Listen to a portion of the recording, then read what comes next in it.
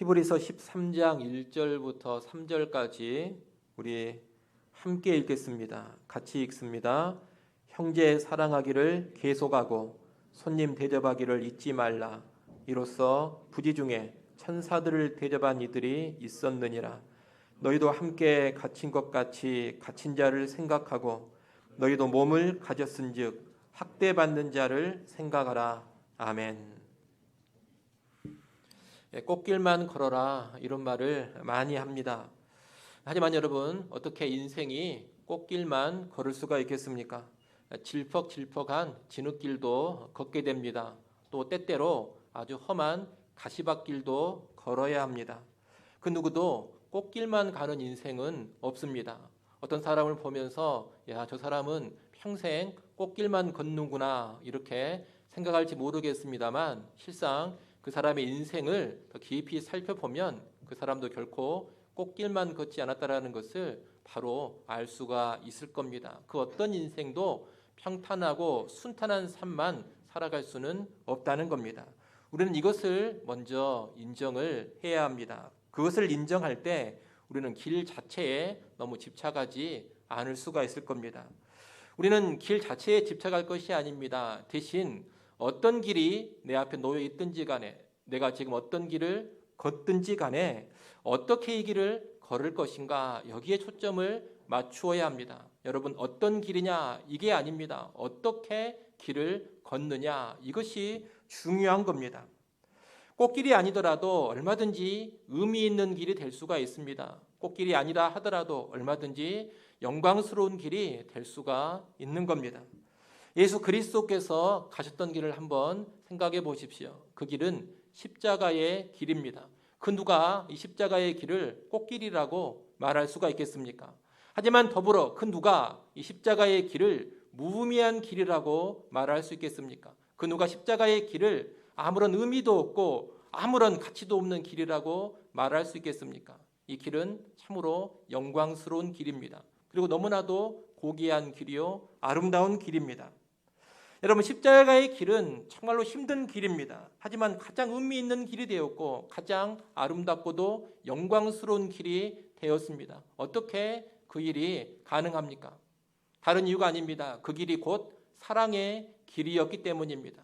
예수 그리스도께서 죄인들을 위하여서 자기 자신을 온전히 내어주신 그 사랑으로 가는 길이 십자가의 길이었기 때문에 험한 길임에도 불구하고 아름다운 길이 되는 것이고 영광스러운 길이 되는 겁니다. 여러분, 사랑으로 걸으면 진흙길도 화사한 길이 될 수가 있는 것이고 가시밭길도 영광의 길이 될 수가 있는 겁니다. 반면에 아무리 꽃길이라 하더라도 사랑 없이 걷는다면 아무런 의미가 없는 겁니다. 성경 고린도전서 13장에 보면 사랑이 최고의 가치라고 우리에게 알려줍니다. 거기 보면 사랑이 없으면 아무것도 아니라 그럽니다. 또 사랑이 없으면 아무런 유익도 없다 그렇게도 말하고 있습니다.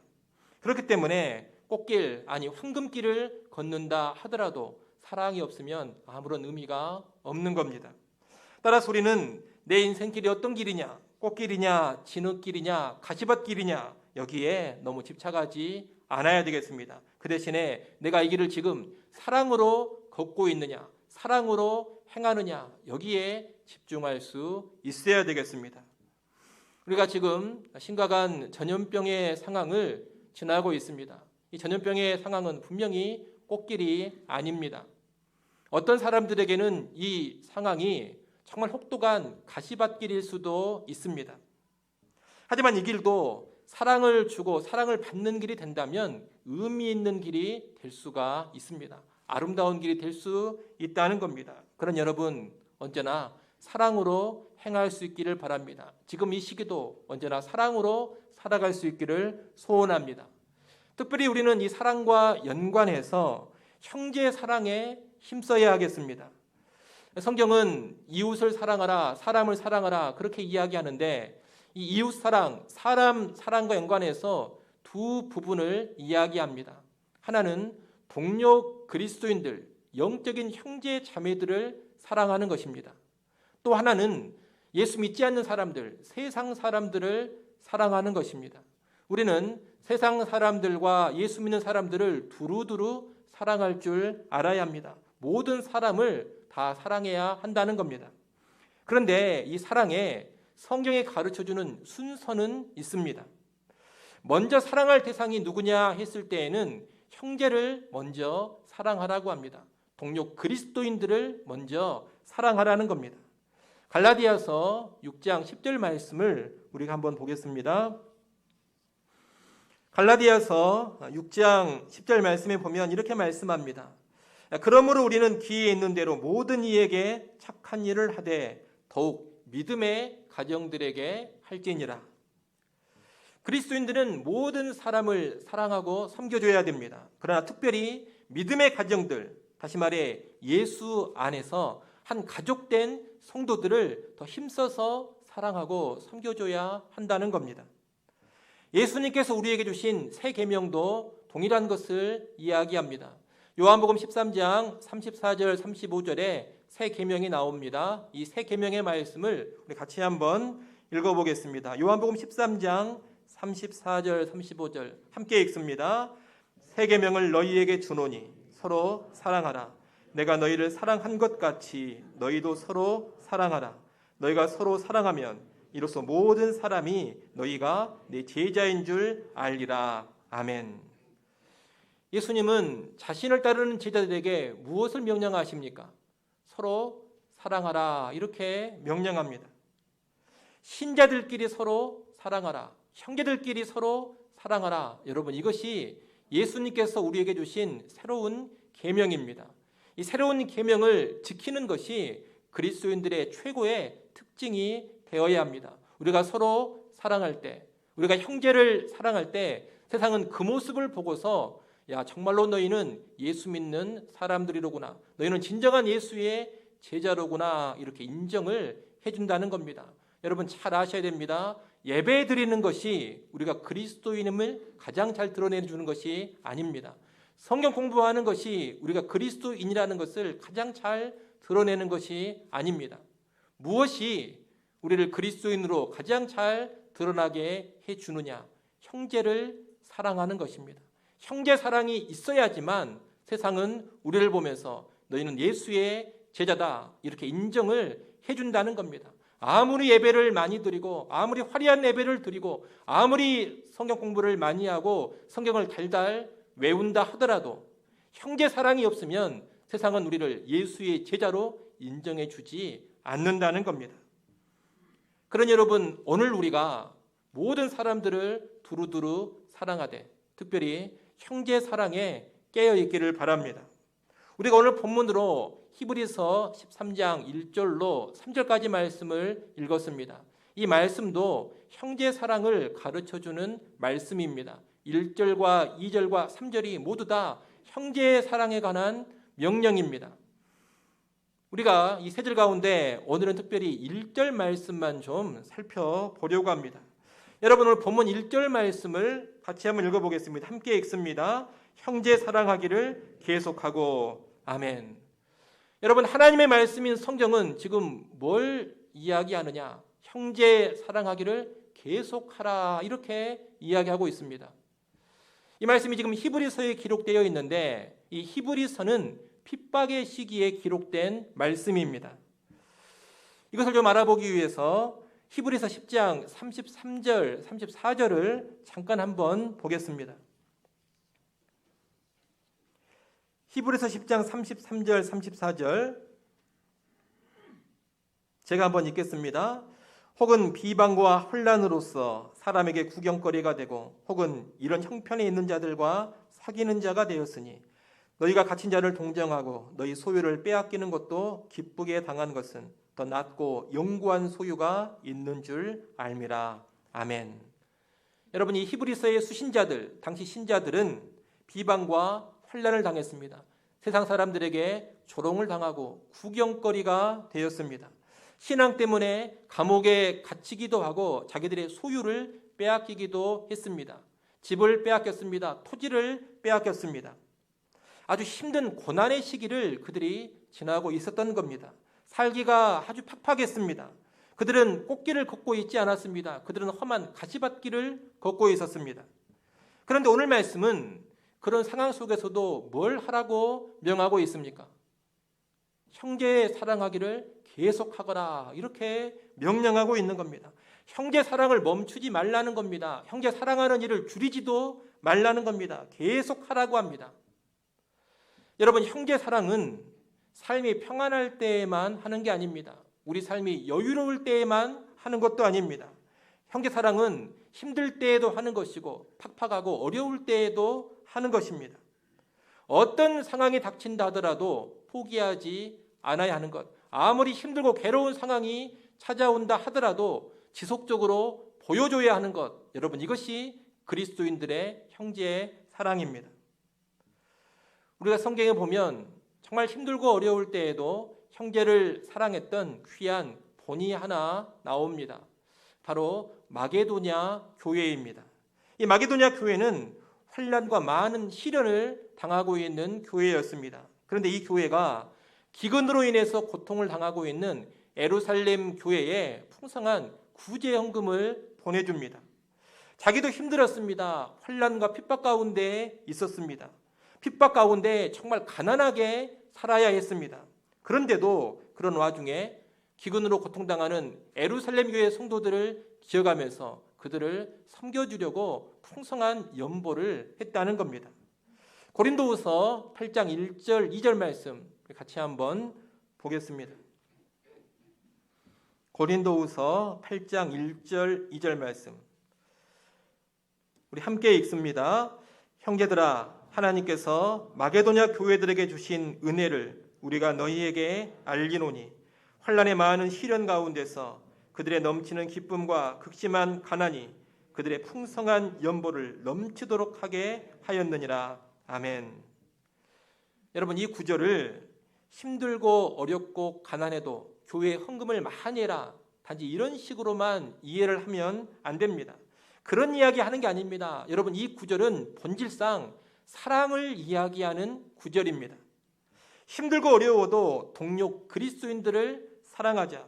가난하다 하더라도 다른 형제들의 어려움을 절대로 망각하지 말고 그들을 적극적으로 돕자. 여러분, 이것이 이 구절의 의미입니다. 그런 측면에서 헌금 이야기를 하는 것이지 그저 내가 속한 교회의 건물을 높이 올리려고 또 우리 교회가 필요한 좋은 것을 갖추려고 힘들어도 헌금 많이 하자, 그런 이야기가 아니라는 겁니다. 사랑 가운데 돕기 위해서 헌금을 많이 하자는 것이지 우리 교회 잘 되자고 헌금 많이 하자, 이런 이야기가 아니다, 이 말입니다. 마게도냐 교회는 힘들었습니다. 어려웠습니다. 환난과 시련이 많았고 아주 가난했습니다. 극도로 가난했다고 합니다. 그래도 이 교회는 형제 사랑하기를 포기하지 않았습니다. 그런 중에도 그들의 주머니를 털어서 풍성한 헌금을 마련하여 고통당하는 이웃 교회에 보내준 겁니다. 바로 이런 정신이 우리 그리스도인들에게 있어야 합니다. 그리고 오늘 우리 교회에 있어야 하겠습니다. 지금 전염병으로 여러모로 힘든 상황입니다. 많은 교회들이 어려움을 겪고 있습니다. 그러다 보니 미자립 교회들을 후원하고 선교지를 후원하는 일들도 많이 위축되어 가고 있습니다. 교회 재정이 줄어들다 보니 후원하기가 쉽지가 않은 겁니다. 후원의 액수를 줄이기도 합니다. 또 잠시 후원하는 일을 중단하고 있기도 합니다. 하지만 여러분, 힘들다고 해서 형제를 사랑하는 일을 절대로 중단하면 안 됩니다. 힘든 중에도 형제 사랑은 계속해야 합니다. 또 힘들다 하더라도 더 힘써서 형제 사랑하는 모습을 보여줘야 합니다. 우리 교회는 그렇게 큰 교회가 아닙니다. 또 부유한 교회도 아닙니다. 하지만 재정적으로는 자립이 되어 있는 교회입니다. 큰 교회는 아니라 하더라도 건물을 가지고 있습니다. 건물을 가지고 있기 때문에 임대료를 낼 걱정도 없습니다. 우리 교회는 극도로 가난한 교회가 아니라는 겁니다. 그러니 이런 때에 형제 사랑하는 일에 더욱더 열심을 보이고 더욱더 힘써야 하지 않겠습니까? 극도로 가난했던 마게도냐 교회도 형제 교회를 돕는 데 열심을 품었는데 그보다 훨씬 나은 여건에 있는 우리 교회가 형제 교회를 외면하고 그들 돕는 일을 포기하려고 해서는 절대로 안 된다는 겁니다. 여러분, 지금 코로나 상황이 점점 더 심각해져 가고 있습니다. 아마 2월 정도까지는 계속해서 더 악화될 것으로 보입니다. 이럴 때 우리 영광교회라도 잘 버티고 잘 넘어가자. 여러분, 절대로 이런 수준에 머무르면 안 됩니다.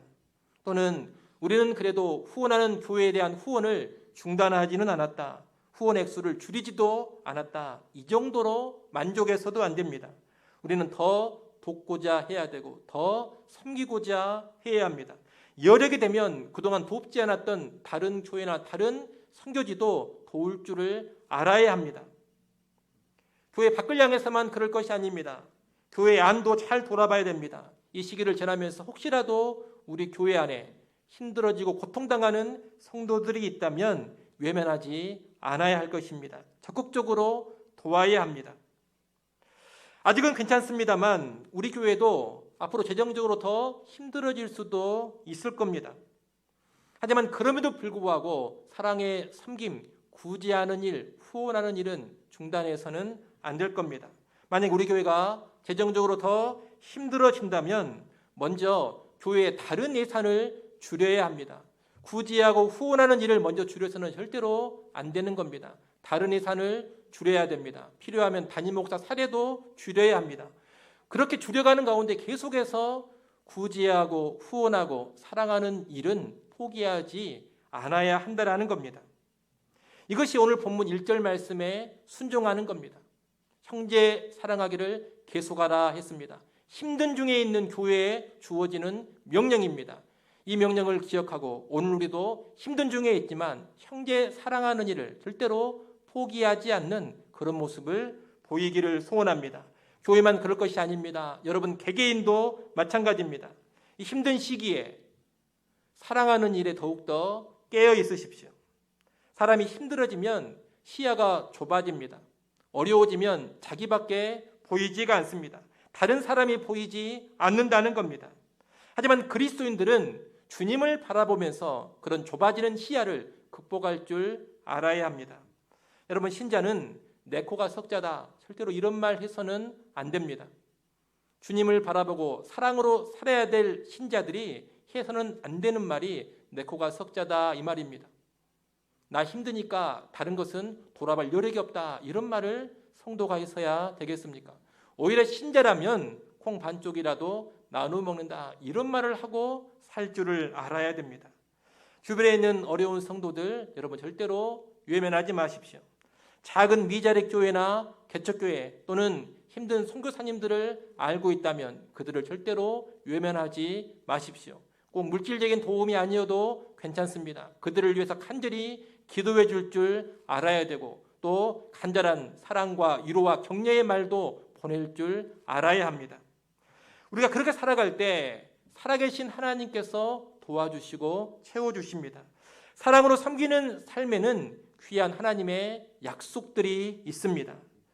먼저 오늘 본문과 같은 책 안에 있는 히브리서 6장 10절 말씀을 한번 보겠습니다. 히브리서 6장 10절 말씀 같이 한번 읽어보겠습니다. 함께 읽습니다. 하나님은 불의하지 아니하사 너희 행위와 그의 이름을 위하여 나타낸 사랑으로 이미 성도를 섬긴 것과 이제도 섬기고 있는 것을 잊어버리지 아니하시느니라. 아멘. 의로우신 하나님께서 사랑으로 성도 섬기는 것을 잊어버리지 아니하신다 그럽니다. 과거에 섬겼던 것 그리고 지금도 섬기고 있는 것 하나님께서 기억해 주신다고 합니다. 기억하시고 갚아주신다 이 말입니다. 누가복음 6장 38절 말씀도 한번 보겠습니다.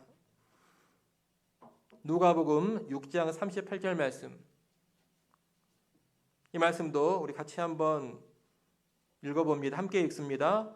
주라 그리하면 너희에게 줄 것이니 곧 후이되어 누르고 흔들어 넘치도록 하여 너희에게 안겨주리라.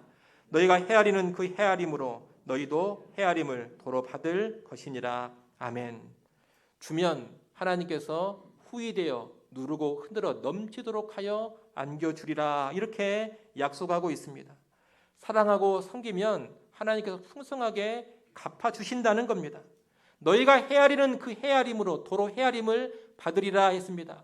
인색하게 사람을 대하면 하나님도 우리를 인색하게 대하실 겁니다. 하지만 우리가 넉넉하게 이웃을 대하고 형제를 넉넉하게 풍성하게 사랑해 준다면 하나님도 우리를 넉넉하고 풍성하게 대하여 주실 겁니다. 여러분, 이 약속이 얼마나 복된 약속입니까?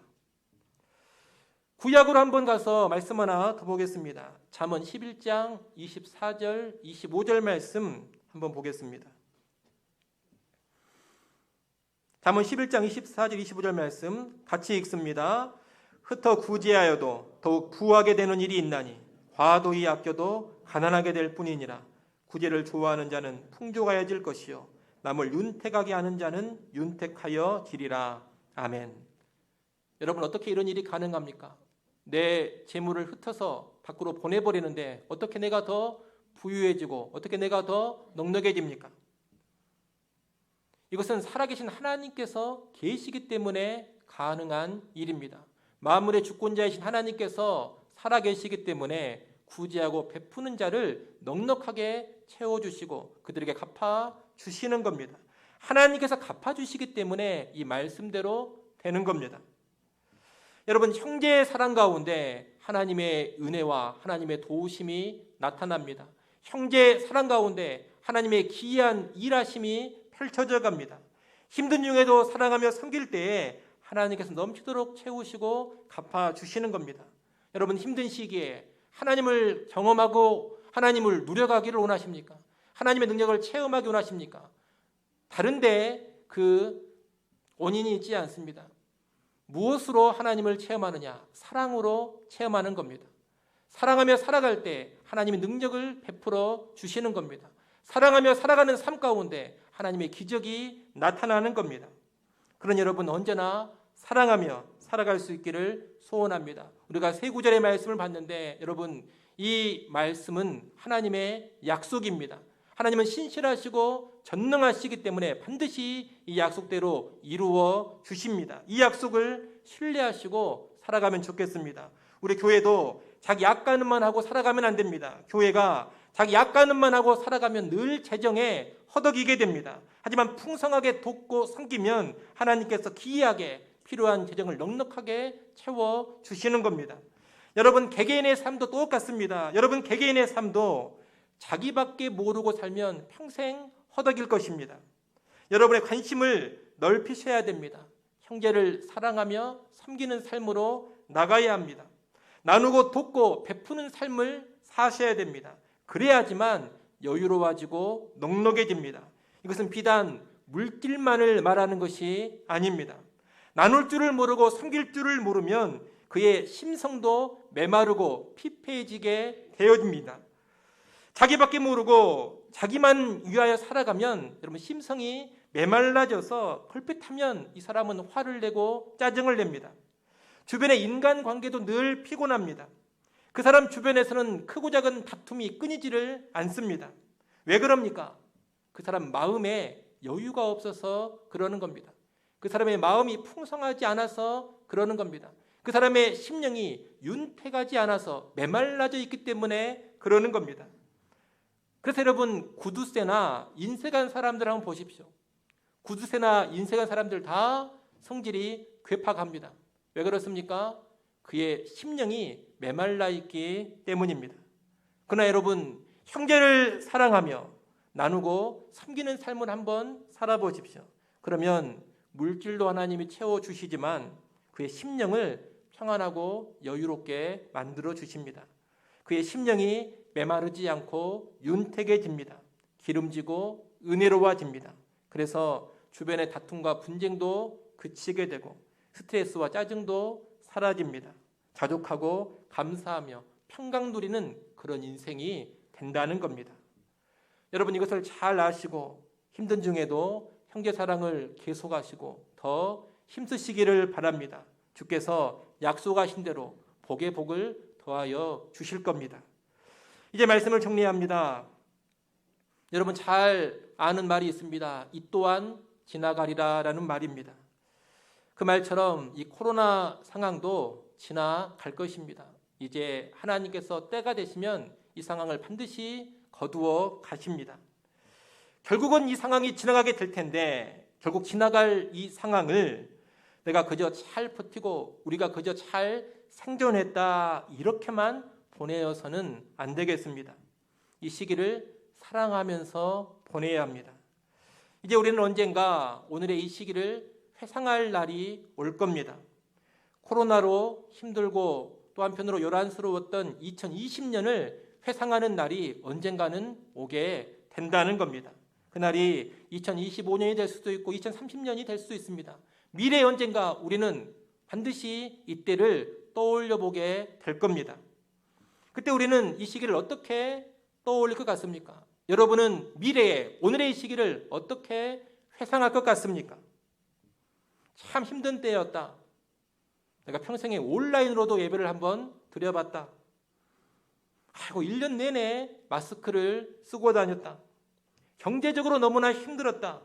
학교를 거의 가지를 못했다. 대학 등록금이 아까웠다. 자가격리가 돼서 참 힘들었다. 내가 확진되어 가지고 얼마나 마음이 조마조마했는지 몰랐다. 결혼식도 제대로 치르지를 못했다. 여행 한번 제대로 못 가봤다. 여러분 이런 회상만 할 것 같습니까? 여러분은 이 시기를 어떻게 회상할 것 같습니까? 만약 좀 전에 말씀드린 그런 식으로만 회상을 한다면 우리는 이 시기를 실패하며 보낸 겁니다. 의미 없이 보내버린 겁니다. 우리가 그리스도인이라면 훗날 오늘의 이 시기를 떠올릴 때 어떤 회상을 해야 하느냐? 우리는 그 힘든 때에 사랑으로 살았다. 우리는 서로 뜨겁게 사랑하면서 그 시기를 보냈다. 여러분 이렇게 회상할 수 있어야 합니다. 사랑으로 살지 않는 인생은 하나님 앞에서 의미가 없습니다. 그런 여러분 오늘 사랑으로 행하시기를 바랍니다. 힘든 시기에도 형제 사랑을 계속하십시오. 힘들 때 더욱더 형제를 사랑하십시오. 그래서 이 시기를 정말로 의미 있는 시간들로 만들어 가시기 바랍니다.